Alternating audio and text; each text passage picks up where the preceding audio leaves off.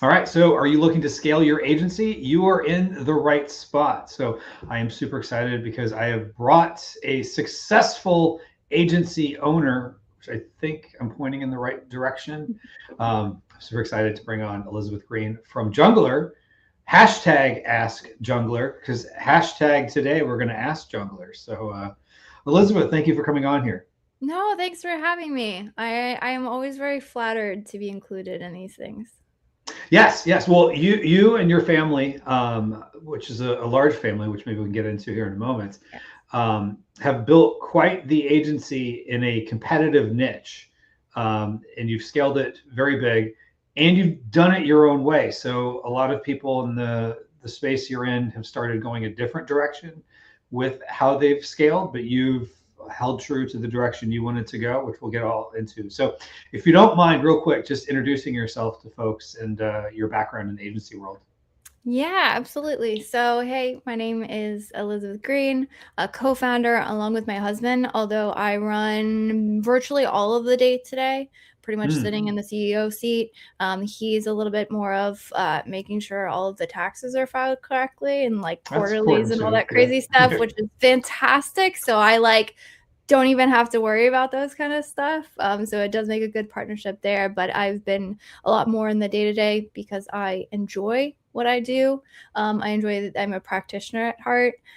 So, for reference, we run an agency that helps sellers and brands run their advertising efficiently, specifically native to the Amazon platform, which makes us interesting subsection. So you have agencies that serve brands who are selling on Amazon, and then we're a subsection of that on serving brands who need help with their advertising on Amazon.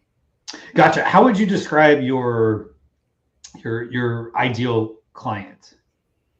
Yeah, so that's been a metamorphosis over the years. I think in the beginning, everybody just has to be like, "Hey, who's gonna pay me We'll take for it. this?" Come, come, come. And then at some point, which I'm very glad to say, we're at that point now where you can become a little bit more picky.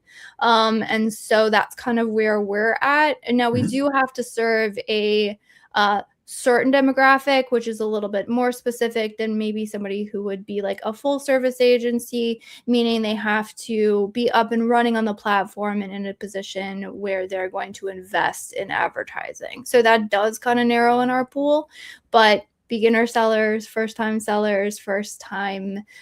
business owners, you can do that if you say there's like a large brand, they're not yet selling on Amazon, but they're successful in say like a D2C, or maybe they're successful in retail and they want to bring that presence onto Amazon. If you're doing full service and you can kind of do A to Z, all of the above, well, that would make a great partnership.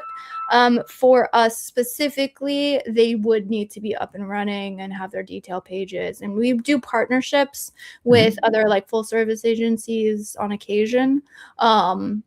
Just to kind of help support there, but I'm always very transparent in potential brands just to say like, hey, this is our area of expertise. I like to say we're really freaking good at what we do.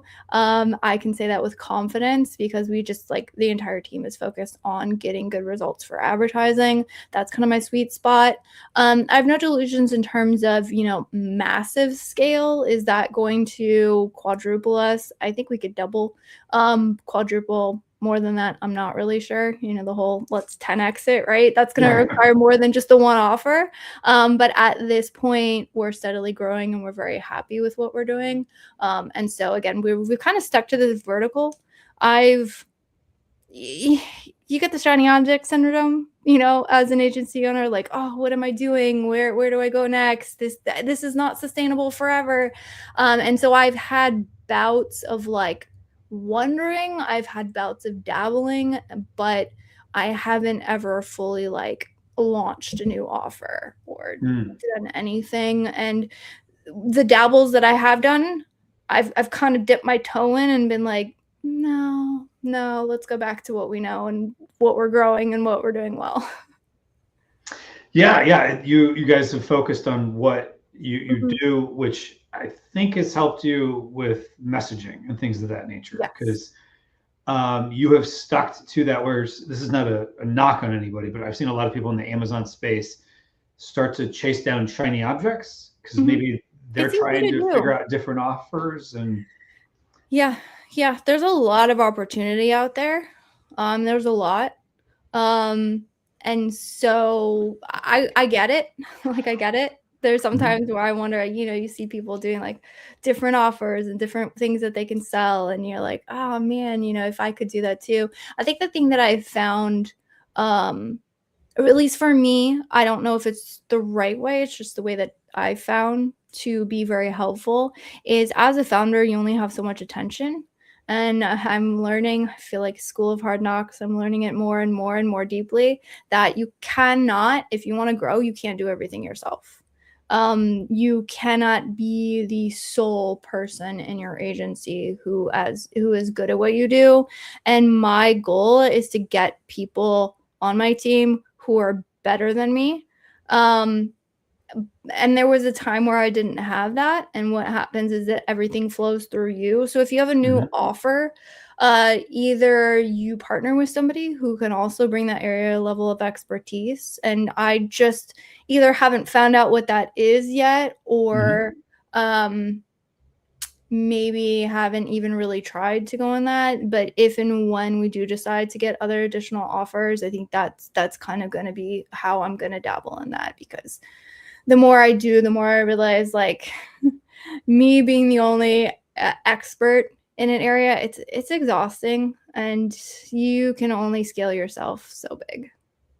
yeah, that's true. So we'll get into a little bit about your history of how you scaled both from a sales and marketing standpoint, but then also how you're running it, having a team and growing the team, and the requiring expertise and processes and all that, and how you've been able to do that. So folks who are watching live, feel free to drop any questions you have into the chats, and Elizabeth is here to answer them. She's always an open book, which I appreciate that. So Elizabeth and I have gotten to know each other quite a bit over the last few years. She's spoken at several summits that I've put on in the Amazon space, and in full transparency, she's actually hosting a virtual summit next week, which I think we have a link in the description if folks want to go check it out. It's for Amazon sellers. She's hosting. I'm helping her in the back end of it, and she's doing a phenomenal job as the host with the most. So, Elizabeth, let's get into the history of it. How did you even decide to get into the niche of Amazon advertising? I like to say I fell into it and then I fell in love with it. My journey has been one of massive amounts of self-doubt, and yet doing it scared. That's like my ethos. I feel like I'm getting to a place where I'm learning to trust my own instincts a lot better. I've had some battle scars of not trusting and going backwards. But so the filling into it is, we wanted a way to make money online, as one does. My reason and my why, Kevin alluded to it, a family. I do have a large family. We have 6 children between, and so that's a lot, right? We also homeschool our kids, which is fantastic. Which is another element of Another time element. commitment. Yeah. Honestly, I love it. It might seem crazy, but in some ways it makes our life a lot simpler. If you think about it, 6 different kids, 6 different, I'm sure some of them would be within the same school, but I would probably have at least 3 or 4 different drop-offs between the age groups, plus after school and all that crazy stuff. So, I mean, the kids still go, like, we do get out, maybe not as much as some, but that really, so our reason, like our why, or why we even started it, was because when we first got married, my husband's family is very entrepreneurial, and so random left field business, but they ran a paintball field. And they still run that today? No, there's been several ethos of things. They've sold sheds. My husband grew up a 16-year-old selling used cars on a family car lot. Like, they've done everything. Like, his parents ran a pet shop just because they thought it would be fun before he was born. Like, I'm talking random, right? Yes. They're very diversified, we'll say very that. diversified, and it's like, hey, this would be fun, so they do it, and they're like, this Mhm. one would be fun. But that's the world he grew up in, and so I came into that world very much not that. My dad was very, very smart, and he had a really good job. We had 6 kids, 6 of us. I'm the oldest, and Okay. we did good. My dad knows himself well enough to know that he doesn't enjoy having to work for himself. It's a whole thing, and so he knows what he loves, and he's stuck to it, and he's done well. Sure. But I came into a different world, and within that world, it was family working together. And so I would help out, and there wasn't this, nothing wrong with it, but like going to a job a large area of time, being disconnected. And so I fell in love with that. And then we had kids and we were homeschooling. It was like, well, I'm home with the kids. We're all together. And then my husband at the time, he was working for my father-in-law. My father-in-law was a general contractor. So he was out working. It was for family, but he was still away from us. And I was like, I remember a time where this wasn't the case. And I know that this is the norm, but that doesn't mean we have to accept the norm. And so obviously working from online, there's so many opportunities these days, and that allows that sort of everyone being togetherness. So that was the reason why. Tried a ton of different things, a million opportunities. Like people are making money making YouTube channels, and people are making money selling print on demand stuff on Etsy, and like everything. I think all of those systems do work. You just got to put a lot into them. There's a grind. It takes a long time to get those things up and running. So I'm just like dabbling, right? Like random stuff. Dabbling, and one of the things obviously is like, oh, there's this opportunity of selling online on Amazon. Okay, cool. This is a thing, right? And there's like Jungle Scout free on YouTube. Here's A to Z. They sit and talk through everything. You're like, oh, maybe we could do this, right? So we did. I would say it was still dabbling, still on a small level. But part of that was obviously advertising was a big way to get the brand up and running. In between that, I got pregnant with twins. Morning sickness was a beast. If we ate and everyone survived, it was a good day. So things just kind of ground to a halt, and, selling along with that. So I don't have a big sexy exit I can boast of, but, you survive at some level. And like I said, it was still in the dabbling phase, selling, but, breaking even essentially. And then after my twins were born, newborn stage was a whole thing. Double the babies, double the fun. We got back into, I was like, all right, I don't remember how old they were, like 4 months out or something. I was like, all right, let's get back into this, right? And so I was part of the Facebook communities and a lot of, selling platforms and stuff. And this was back when the Facebook groups were popping, and the questions around advertising were still, should I even run advertising? That was still a question. Targeting types hasn't been split out in autos. Run an auto campaign, migrate it to a manual was still the very core essence of strategy. It was pretty Which is basic stuff in Amazon. Basic stuff, but that was really the tools at their disposal at the moment. Right. And so, keyword research was there. It wasn't as like, do keyword research, starting off in exact match was still a very fringe idea. And so I had gotten a lot of value from those communities, when we were just trying to get back into it. So when the questions would come up in the Facebook groups, I was like, well, I have answers. I've always been like, there's people who's helped me in my agency journey. People have been very generous with information. And my thought is like, as people come up and ask me questions, I'm like, I had someone be awesome to me and spend hours of their time with me for whatever reason, I don't know, but let me pay back to the next guy, right? Sure. Pay it forward, yeah. Yeah, and so there was that, and then my brother-in-law actually had an agency with a friend he was doing, and he's like, hey, look, this is a really good industry. People really need this service. And I distinctly remember the day that we decided to like actually go for it and do this intentionally was I was doing dishes, and my husband came home after a conversation with my brother-in-law, and he's like, hey, I really think that there's obviously a really need, you know what you're doing. And I was like, I don't think I do. And he was like, no, I think we really need to do this. And my exact words were, I can't. I said, it's one thing for me to spend our money. It's another thing for me to spend somebody else's money. And so that fear of letting somebody else down or not doing good by somebody or taking someone's money and then like something doesn't go right. So when I say journey of self-doubt and learning to trust myself, it started in the beginning. And his words were like, no, we really need to do this. And I said, fine. And that's how we started the agency, because I had already had a couple sellers reaching out to me like, hey, you're answering question, you seem like you really know what you're doing here. Would you, could you help me out? And I'm like, I don't know. So I'd reach out to a couple of those agencies and ended up signing them. And I fell in love. It was a lot of spreadsheets.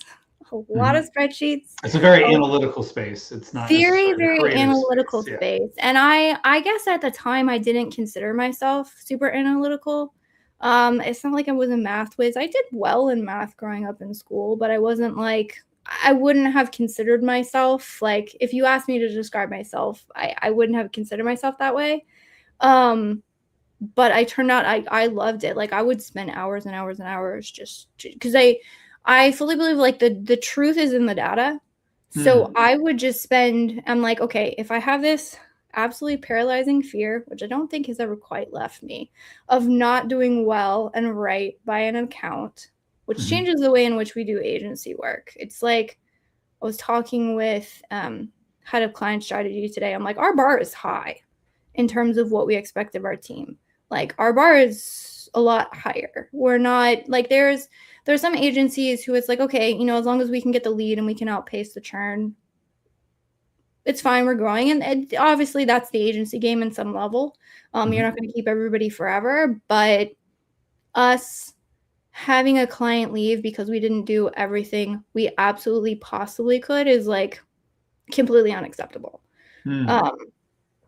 And I think that comes just from my own personal, fears in some ways, although I haven't worked to dismantle them because I think they serve me.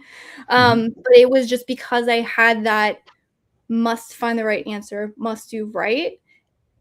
It was, okay, where can I find this information? How do I make the best decision possible? How do I get and understand the information so I can create, let's be honest, everything is a test, right? But how do you get the best information to make the most possible, the best test that you possibly could, given all of the information at your disposal? So yeah, that was a long-winded answer. Got it. So basically, you dabbled in a few different things you could do online. You found Amazon. You realized people had a lot of questions about advertising. The market was at a different spot than it is right now. It's gotten to be a lot more competitive for agencies and people doing service. But at the time, there's people who didn't even realize they even should advertise. I wouldn't recommend folks just dive headfirst into Amazon today, like maybe they would have a few years ago. Yeah, it's more complicated. Yes, definitely more complicated. But it still was a niche that was still relatively competitive even back then, just with service providers and shiny objects and stuff like that. So how did you differentiate yourself and start getting those first clients? Because it's one thing to be washing dishes and say, all right, let's do this. It's another thing to say, okay, let's do this and grow a business with, a team and multiple layers of leadership and all that. So how did you even start getting clients and then scale with clients? Yeah, so we grew off of content marketing, and there are so many things that I count as absolute sheer blind luck that I have fell into, and then when looking back, I can see the lesson that can be drawn from it, but in the moment, I'm just like, just try, right? So again, the Facebook groups were a great source of, and again, if any sort of group, depending on agency, right? Where your people hang out, like where do people use? Maybe it's LinkedIn, maybe it's YouTube, right? So there on it was Facebook groups, and then There were quite a few courses that popped up teaching people how to become service providers for Amazon businesses, because again, it was a niche that was very ripe. And as Amazon became more and more sophisticated, it became more and more difficult. I tell people it's not necessarily that I'm a firm believer, like the ethos of the platform, there's a lot of fundamentals and things that have not changed. What has changed dramatically is the level of competition and the number of levers at your disposal, as well as the amount of information and data that can be analyzed. Because there was, way back in the day, why we did autos to manual is we were just flying blind, right? There was severe lack of information.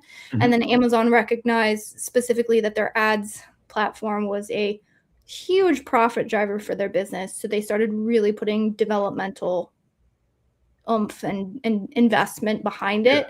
And so the platform scaled significantly in terms of the ad types available, how much they're rolling out. And then really, I think it was about 2 years ago, I was really seeing the trend of just like a fire hose of new data and new analytics and new just, which again was really interesting, because again, a lot of things that like I just intuitively did at the time that have served me really well later. So an example is just like being in spreadsheets, trying to figure it out. So now when a new data point comes out, I can go, okay, that's how this connects to this other data set we had. And this is actually a great way to enrich this data set because this is a data point we never had before. And so we can build those, we can build those connections and we can immediately act on new things because we understand the ecosystem of it. I think now getting into it, I'm not saying you can't, but that learning curve is steep now. It's really, really steep. Well, one thing I would also kind of add to that is you picked a niche, and this is now getting into more, because a lot of people watching this aren't necessarily in the Amazon space, but maybe they're in like local SEO, or maybe, they're doing Facebook ads for morticians. I don't know if morticians run Facebook ads, but either way, you picked a specific topic within the niche to kind of become known for. And that was something called bulk files, which was like for those who aren't familiar, it's a spreadsheet that allows you to update bids and add keywords and all this other stuff on the fly, as opposed to Amazon has a lot of clicking around you would have to do those things, where you could just do for the entire account in one spreadsheet, as opposed to hundreds of clicks to get to all these places. So you became known for that. So why did you decide to become known for that particular topic? Again, it's just so many things that I have learned accidentally. What was it you were seeing? People were just asking that question? No, you know what it was? Is I think a lot of innovations or realizations are born from personal pain. So when I distinctly remember doing optimizations on a larger account that we had gotten and having to do them manually. And this was before there's an option now on Amazon called the targeting tab. It is the best thing since sliced bread. You can go and see all targets across the entire account. Like all your keywords spread all on in a bunch one of different keywords. That did not exist. Yeah, exactly. That did not exist. It was clicking into every single individual campaign, into every single ad group, and having to manually which is a mess for people who aren't familiar. It's a lot of work. It's a mess. And so I remember doing that. I think I remember literally being in tears and thinking there has to be a better way to do this. Now, there were software at the time, but software, let's be honest, is expensive. Yeah. And that's a major investment. And so I remember thinking there has to be a better way to do this. And so I'm like looking all over. Is there a better way to do this? And someone somewhere in one group, or I don't remember if it was a YouTube video or somewhere, they said this thing about bulk files. And I was like, so there is a better way. There is a better way. And nowadays everyone says like, oh, go YouTube it. It's on YouTube. And now we have things like Perplexity. You can literally type in what you want and it will search across the entire freaking web for you and pull out whatever you need. It's fantastic. Now it did not exist. And so I went to YouTube and I found one video of one guy, and he started talking through it. And then he got about to the point where I was like, okay, I can start to maybe see how this works. And he went, oh, but this is quite complicated, so don't worry about it. And he stopped. And I remember being like, are you kidding me? Like, I started from that. I got a couple breadcrumbs of an idea. The documentation for bulk files was horrible. In terms of documentation, barely anything. It was so bad. There wasn't any templates at all that Amazon gave you. It was just, gosh, it was so bad. And so I remember thinking like, God, so again, through blood, sweat, and tears and long nights and a ton of failed uploads, and that didn't work. Okay, what if I put this here? Because with bulk files, formatting is like everything. If you get the format wrong, the whole thing doesn't work. So you have to figure out the formatting. But the problem is, again, no documentation and no walkthroughs. So I'm blind trying formatting like this. And so little by little, I figured it out. And I remember thinking, God, that was so painful. And then going back to, again, trying to just be how I don't know any way to market myself other than just be helpful to people and tell people something that hopefully when they think of it, they remember me, right? So I was like, well, let me create the videos that I wish I had. Let me show you every single click. Let me show you every single formatting. Let me just give you 100% step-by-step exactly how to do it. And so I did. And because, again, nobody helped me, so let me help you. And I still get tagged in bulk file stuff now. Gotcha. So basically, you saw that there was a need for a particular topic, and you went deep on it. And I think that's something people are sometimes nervous about. Is like, okay, I want to do everything for everyone. I'm digital marketing for businesses. What advice do you have for people who maybe have that mindset of like, it is possible to go too niche, but in most cases, people maybe aren't going niche enough, or they're going after the wrong niche, and that's what they're ultimately afraid of. So yeah, if I had to reverse engineer it now, here's the advice that I would give to a general agency owner. Again, I would say figure out the services that you want to offer, which in our case, again, that was defined Amazon advertising. If you can, and this is the point of advice where until you really understand that niche, I don't know if you can do this preemptively. So at some degree, when you start, I think you just have to be anything to anyone.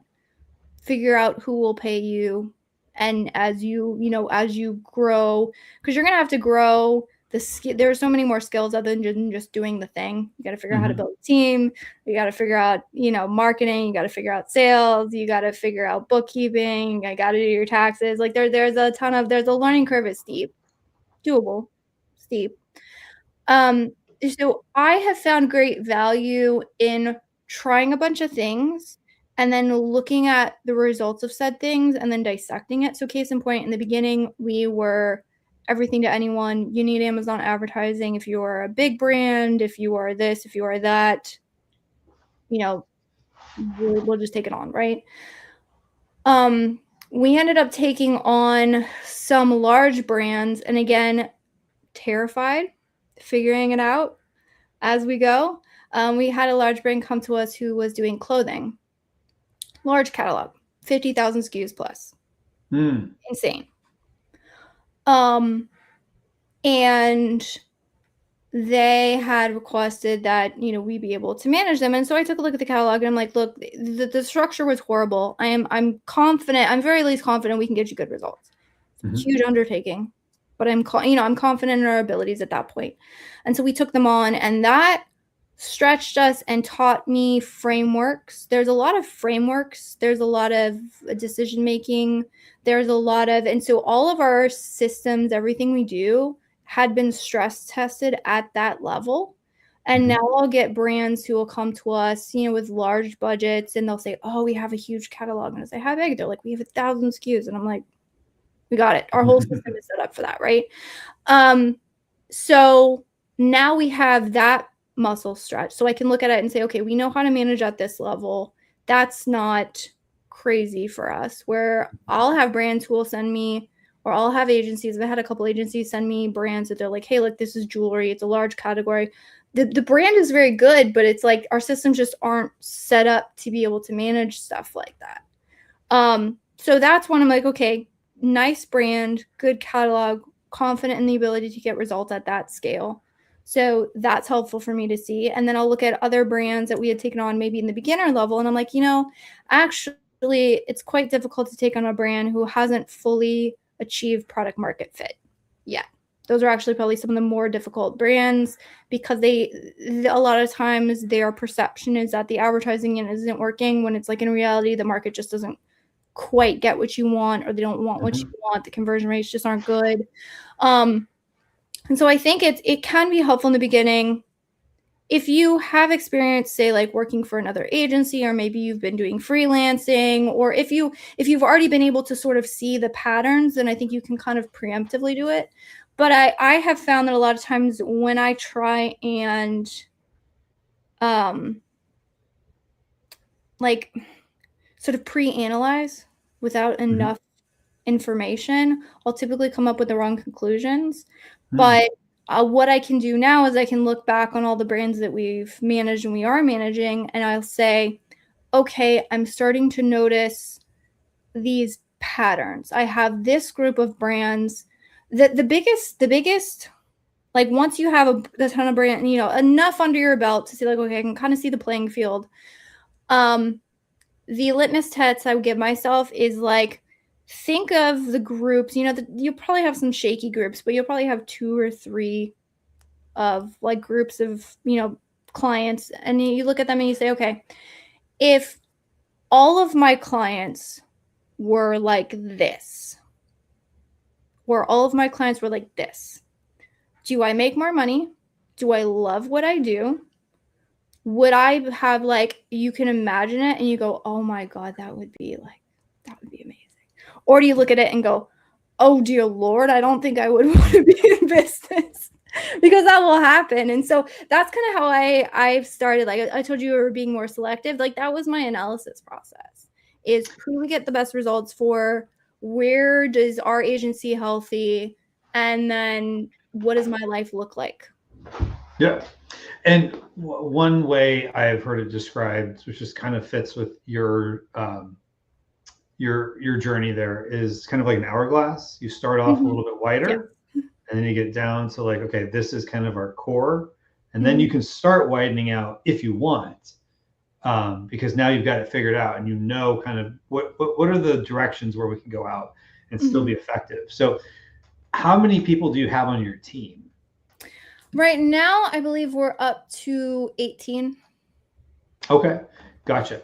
How did you take what you have in your brain to figure out like, okay, very technical, very analytical, to be able to provide good results for clients who have, I'm sure, very high standards of what they're looking for. So how are you able to multiply yourself? Yeah, I think it's through, and I'm learning this more, it's through creating better systems, but also the thing that I have learned, and again, I feel like there's these lessons that I keep learning more and more, I don't know, deeper, or I just keep forgetting the lessons.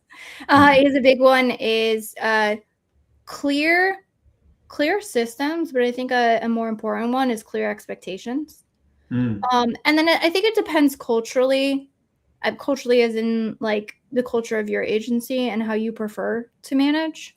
My preferred method of managing, and this can be really hard with new hires, so I think some of this just takes time, is whenever there's a potential issue or a flag or something that's not meeting standards, or you have difficulty meeting standards, I'm building a culture that rewards somebody raising their hand and saying, I have a problem, versus problems going unnoticed. Because what you will find sometimes, and what you will find is that there are certain people who will rise to those occasions and will get better and will reward you for giving them that level of safety in a way.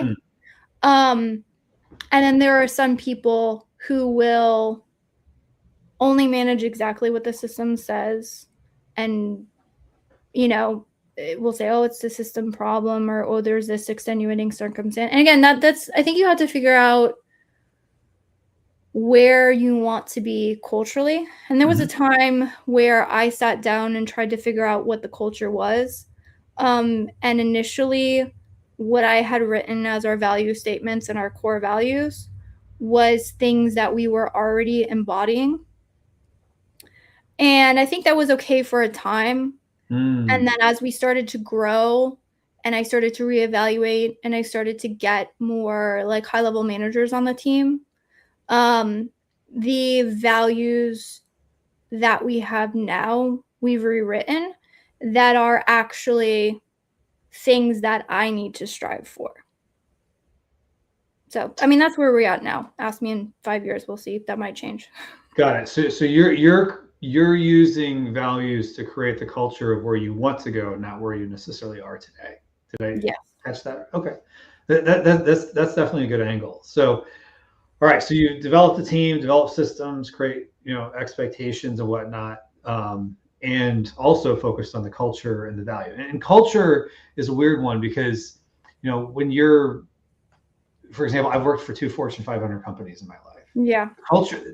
Culture doesn't change, whereas, when you're in a smaller business, you are the culture, or you're creating the culture. So you have to be very intentional about it. And culture isn't necessarily like, yeah, everyone's friendly and loves each other. It could be, like we get stuff done on time, or, whatever it is that's important to you.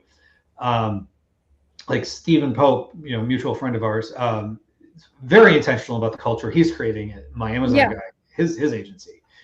So, all right. So folks who are watching live, if you have questions, feel free to drop them in the chat. And who knows, I might even reward participation for people who have the courage to ask a question. And oftentimes what happens is people just stand on the sideline, then other people ask questions, and then they get the idea to ask questions. And then all of a sudden we run out of time and we don't get to your question. So we want to get to your question. Now, while we're waiting for folks to start typing in their questions, one question I have is,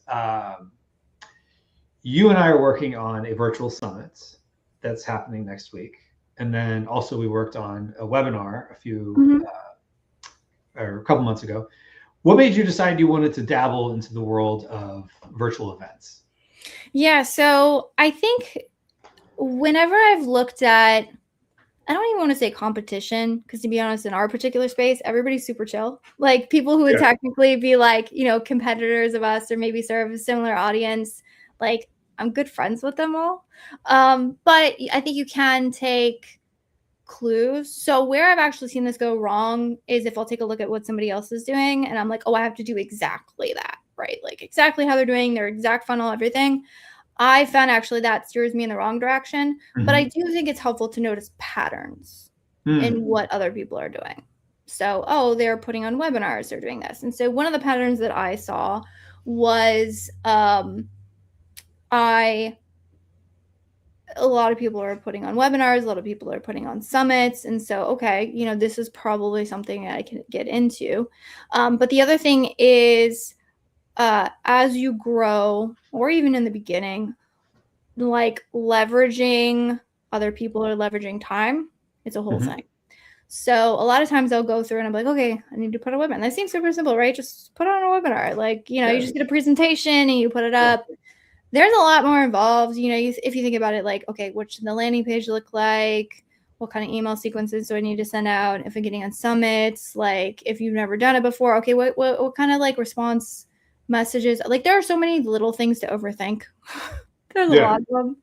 And so I had thought about this for a long time and it was one of those back burners. And then a lot of times I'm like, oh, wait, I know this person who's doing this thing that is already quite successful at said thing. If that is something that I wanted to do, why not just ask? Worst they could do is say no. So I think I had reached out to you and I was like, hey, is this something that you help with? And you said yes, and were gracious enough to allow a partner with me to help put on these things. And so that for me was quite helpful. And I think ideally our event should be successful next week. But you know, the webinar was quite successful, and that was very, very helpful. If somebody who's like, all right, been there, done that, done the testing, knows what works, knows what kind of messages we typically send out, knows how to craft it and make it something that is, you know, it's still contextual and still specific to us and what we're doing and our content, but then also just like cut down on the learning curve a lot. Yeah, well, I'm glad I was able to help you cut down on the learning curve, because it can be quite a bit to put these things on, but it also can be, would it be fair to say that it's a good way to differentiate yourself and, you know, get attention, like very focused attention from the audience you're trying to get to? Yes, absolutely.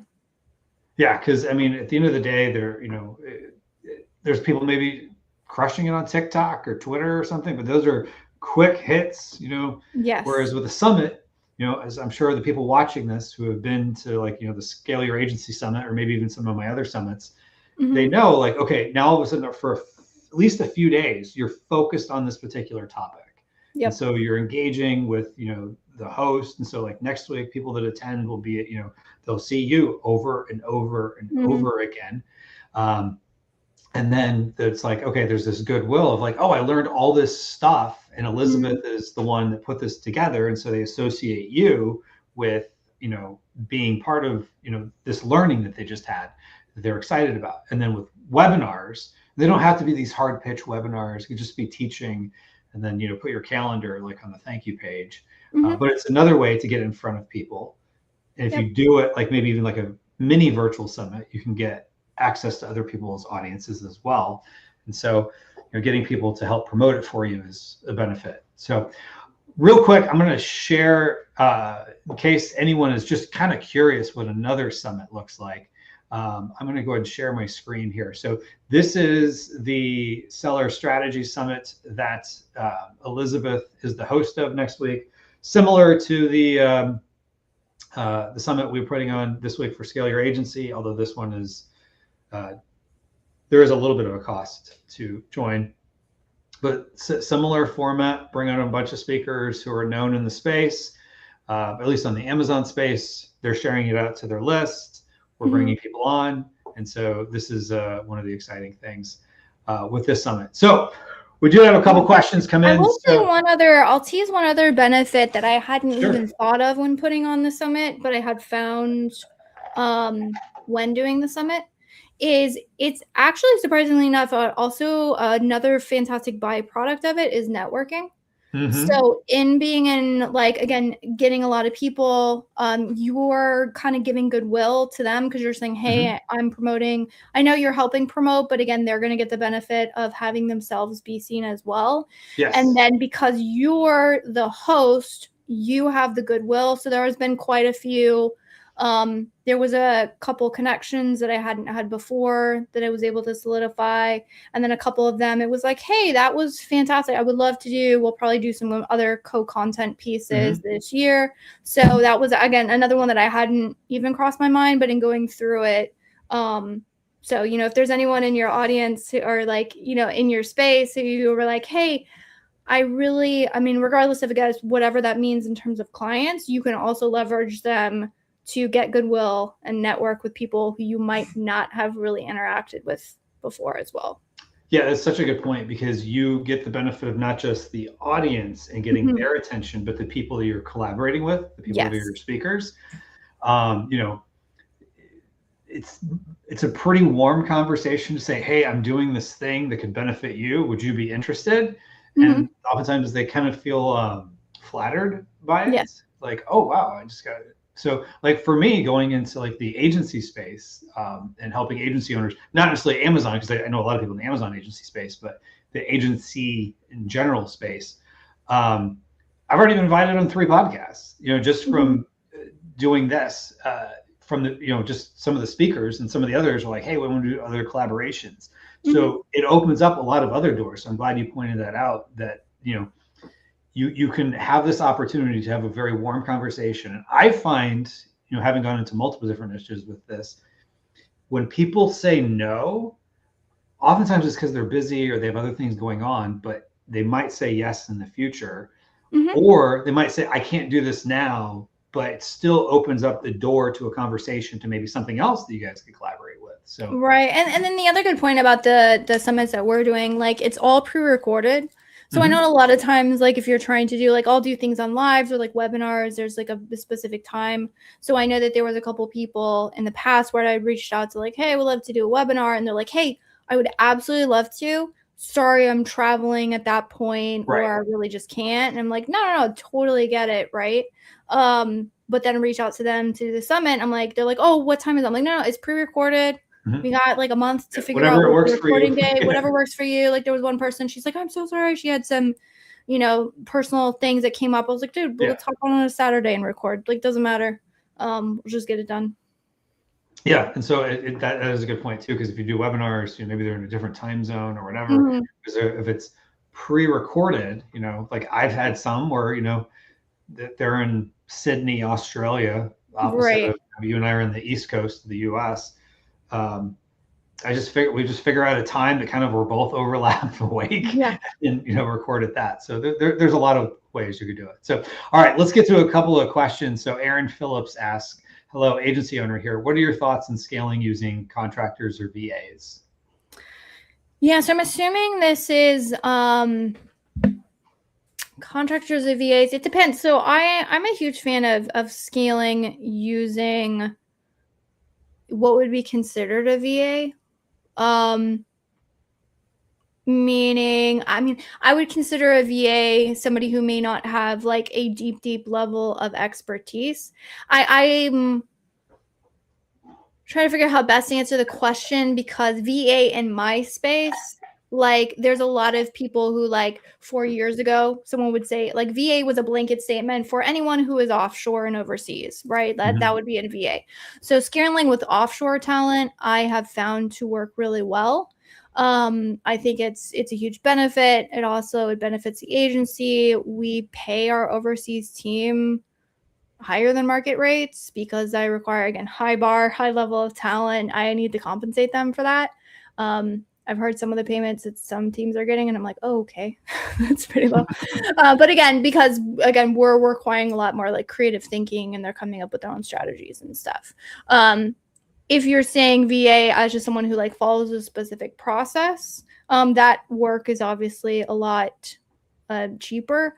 The one thing that you would want to see is, depending on the agency, it's like how step by step and specifically repeatable is your process. Meaning, let's say you have design work and you want a very, very high level quality of design. That's going to require some creative thinking. Now, that's a world I'm not completely in, but I do have a lot of like, there's data-based decisions to what we do. We have specific processes. We have internal tech and tools. So we have a lot of things at our disposal. It does require some level of strategic thinking. And again, if our bar is high, the level of strategic thinking is quite high. So I wouldn't consider my team VAs, although I have at one point, in the beginning, hired something like that. The one thing that I would say when you're talking about contractors, I like contract work to be able to vet somebody. I know that there are some agency owners that I have talked to that makes their ability to scale very quickly and then maybe be able to reduce payroll just depending on the ebbs and flows. I've been told that, they really liked doing it that way. The thing with the reason why I haven't really chosen to take that route, everything's in-house. I haven't done white label and I haven't done outsourcing. Again, because my bar is high and also my team is building relationships with clients as well. So I think you also have to think of, is this like, if this is just a back-end work role, again, agency is very, very broad. So there's a ton of things that can fall under it. If it's a back-end work role, then I think that's a fantastic way to scale and also maintain, a lot more profitability in terms of an agency. I think the one thing you have to think about would be, what does that look like from a client? Like in my experience, just in my little sub corner of the agency world, good communication I used to say it's about 50-50. I think it's 60-40 in terms of client retention. Like how you serve and how you make clients feel. Yes. Do you need to get the results? Yes. But that's like, to me, that's like the starting line. Like you got to get the results and you got to get them. But you really need to have a high level of client communication and client support. So if they were in a role like that, then I would almost say like I would be hesitant in terms of contractor, because if you have to think about it, they're like talking to this one person, the next week there could be this one person, or I would think through it from a client perspective and also a work quality perspective. If those two things are hit, then I would say I wouldn't see any issue with it. Good deal. And Aaron added that communication is everything. Yes, so, communication is everything. Especially with clients who, they're, it's like they're always hovering over the churn button type of thing. It's like, well, they're looking for a reason out, and so as long as you're not giving them, which is not totally true. By the way, in my early days, you would think that you're like, oh, if I'm not hearing from the client, like everything's good. I've come to learn silence equals client anxiety. That's kind of what I coach my team through. Like silence is an anxiety gap. And so the more you can close that silence, the more you can bridge that anxiety gap, the better you'll have retention. Awesome.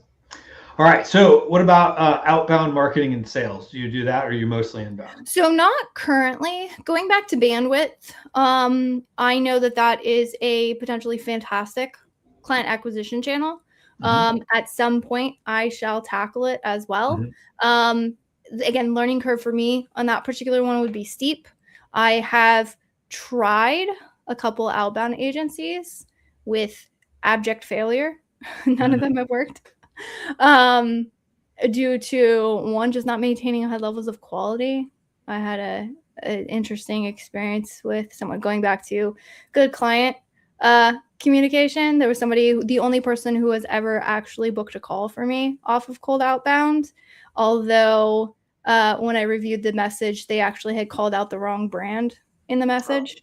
And when I called that out to the agency owner, he said, well, we booked the call, didn't we? And I was out of town, so it was the team's problem. I thought, okay, even though you got this, so that's a fantastic, even though you got results, I no longer work with that person, because I'm like, you are representing me in these emails. So if and when we tackle it, it will be in-house, and so I'll need to cross that bridge. We're scaling off of what we're doing, so hence me not like running around trying to tackle it at the moment.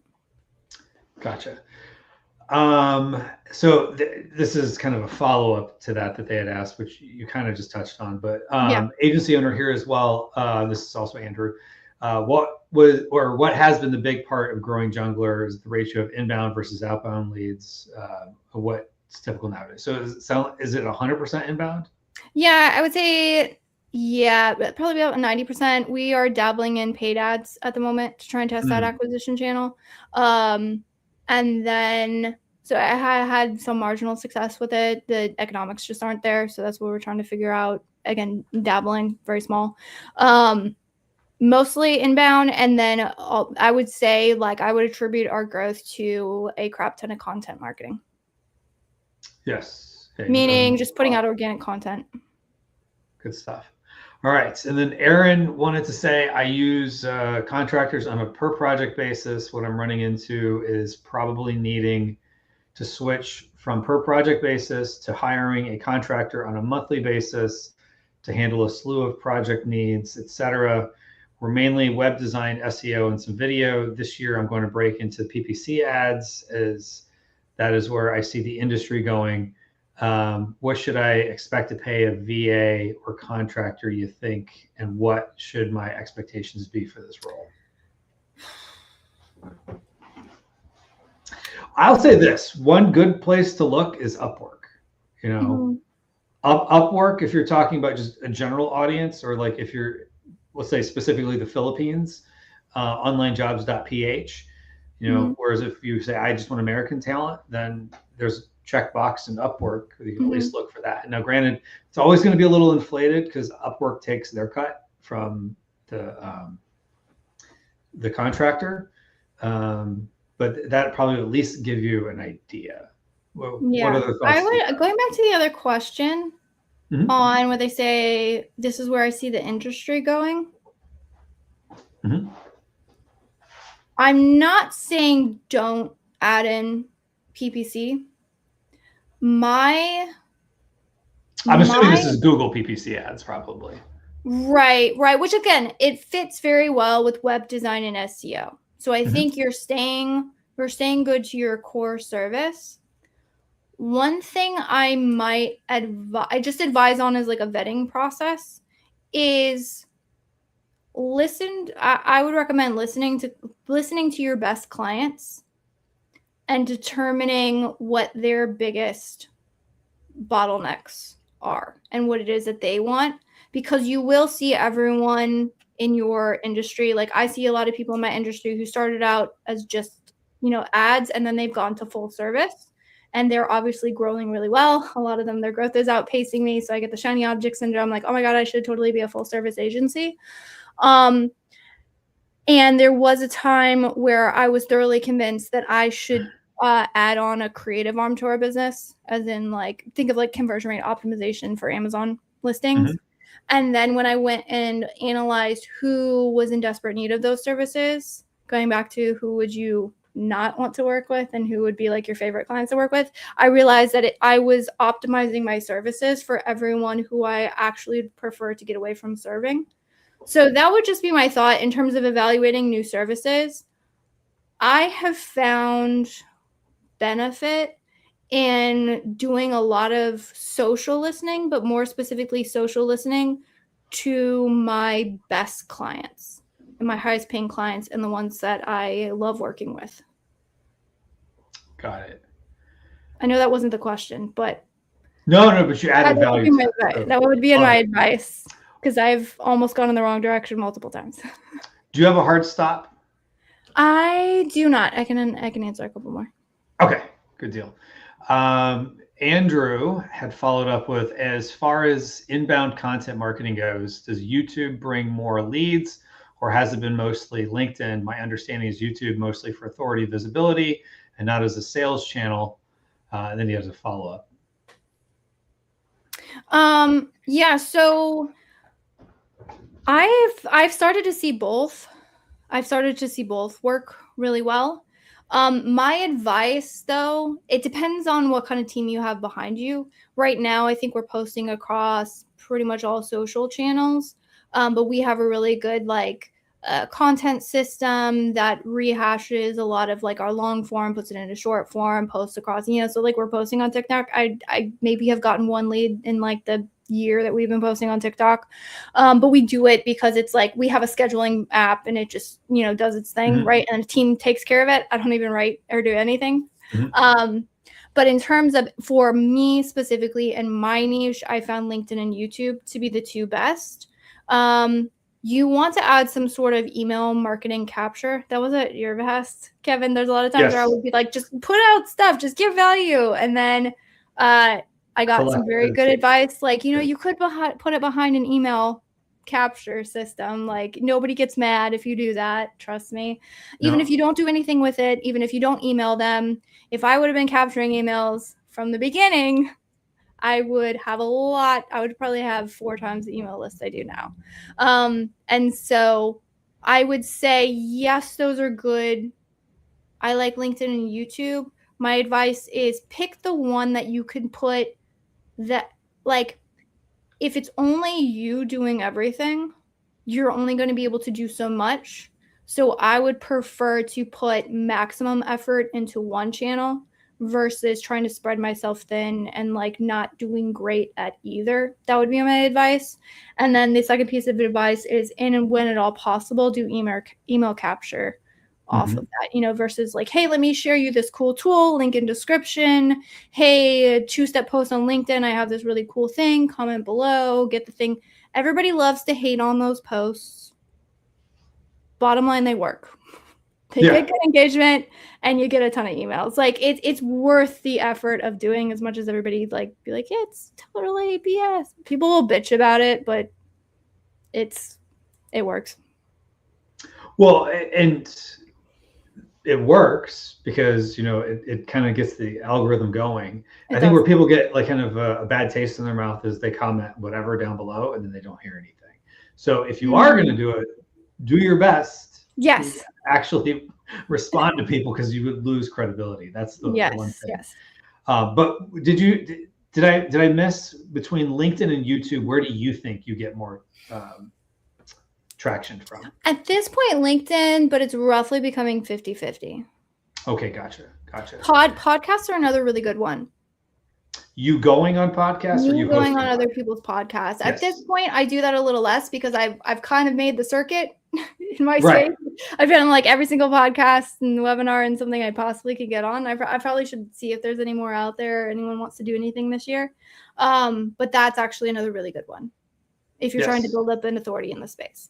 And what I will say, again, things that I fell into somehow along the lines, I got a following on LinkedIn. Ask me how. I don't know. But that actually having an audience is leverage for other things. Yes. So there are podcasts I would get on, or people reaching out to me, hey, do you want to come on my podcast? And I'd be like, why do you want me? Because I have an audience. Mm-hmm. So if you can build an audience, LinkedIn, YouTube, wherever your people are, there are some agencies where like your clients are on X or Twitter, as we used to call it. Right. So like go where the audience is. A good signal of that is if you have anyone who's sort of competition in your space, look at where their biggest following and channel is. You could do social listening there. I would say for me, it would be, again, LinkedIn, YouTube. If you're in my space, then do those two things. If I had to pick one, I would say LinkedIn's been good to me, although it's a little bit harder these days. But if you're not in my direct space, then I would say I would 100% look and see what everybody else is doing and try and, kind of focus in on that platform. Yeah, that's a good point. Where is the audience congregating? And there's clues with who's developing audiences in that space. And then, and a lot of times I know that Andrew asked about LinkedIn and YouTube. Now, just for comparison, you said it's now getting to be about 50-50. Mm-hmm. What is your following in the two platforms, if you don't mind? Following on LinkedIn is a lot bigger. Following on LinkedIn is like 40,000. And I think I'd have to check what our YouTube channel has right now. It might be up to 5,000. Okay, got it. So you've got about 8 times the number of followers on LinkedIn than you do on YouTube. But I would imagine YouTube has probably been a slower climb. Yes, YouTube's been a slower climb. Again, I got into posting on LinkedIn right before it got crazy saturated. So I had that sort of boost. Also, my message in terms of what I do has stayed very specific and consistent on LinkedIn. So again, I have a very narrow area that I speak on. Mm-hmm. So again, going back to the be known for one thing, kind of just drilling that message. And what else would I would say? I think those are the two, and consistency. Consistency on LinkedIn is a huge thing. Got it. Yeah, that all makes perfect sense. And then final question here from Andrew. As a follow-up, what was the inbound growth for you like first year, second year, third year right now? Has it peaked, or you're seeing steady gains? Enjoying the this conversation podcast so far. For you, like the first year, I think it was a while until I really saw true inbound growth. I tell everyone when they're starting out any sort of social channel, it's going to feel, if you haven't done it before, like if you haven't put out a YouTube video, especially if you haven't put a LinkedIn post, you're going to feel weird. You're going to feel like a fraud. You're going to feel like you're screaming into a void, sitting there trying to be an expert without anybody listening. It feels weird. It feels awkward. And it feels kind of not scummy, but like you just feel weird because you're like, I'm sitting here doing these authority posts with like 0 people listening. My mom liked it. Yeah, exactly. I was just say keep at it. So a lot of that was in the beginning, and then I think I So I was posting a lot in the Facebook groups. The Facebook groups got so saturated. Somebody would say that they're a seller, and like you'd have 20 people. I can help you out with that. So by the time I saw in a Facebook group the other day, someone goes, "Is there anyone that can help me with my PPC?" I'm like, "Oh my gosh, your direct messages are gonna get." So again, I left out. I had started to kind of post on LinkedIn. So everybody gave up the Facebook groups because they would try and get value, and then it was just like a wall of stuff. And then I would look at the top post and I'd be like, I want to tell everybody that this is the worst way. This is going to destroy you. But then you're flooded by 100 other comments. What's your comment going to do? So they just died right when LinkedIn was really starting to like kind of shift. And again, I'd gotten some tips from some other people in the space. They're like, oh yeah, we're doing really well on LinkedIn. So again, social listening, I had gotten, okay, so there's a nugget. I should try that. And then it started. I remember the first time somebody reached out on LinkedIn, the first reach out I got on LinkedIn was from somebody who wanted me on a podcast. They're like, hey, would you be on my podcast? And I was like, really? Sure. Okay. And they're like, no, I love what you're posting. And it's great. I would love the content. So I think it took a little while for that one. And to be honest, because I wasn't doing captures, I wasn't doing calls to action. There's so many things I do now that are better. So just take that, calls to action, do value. But like the one tip I can give you is if you come at any topic from the perspective of if you were talking to one of your best clients, that will serve you very, very well.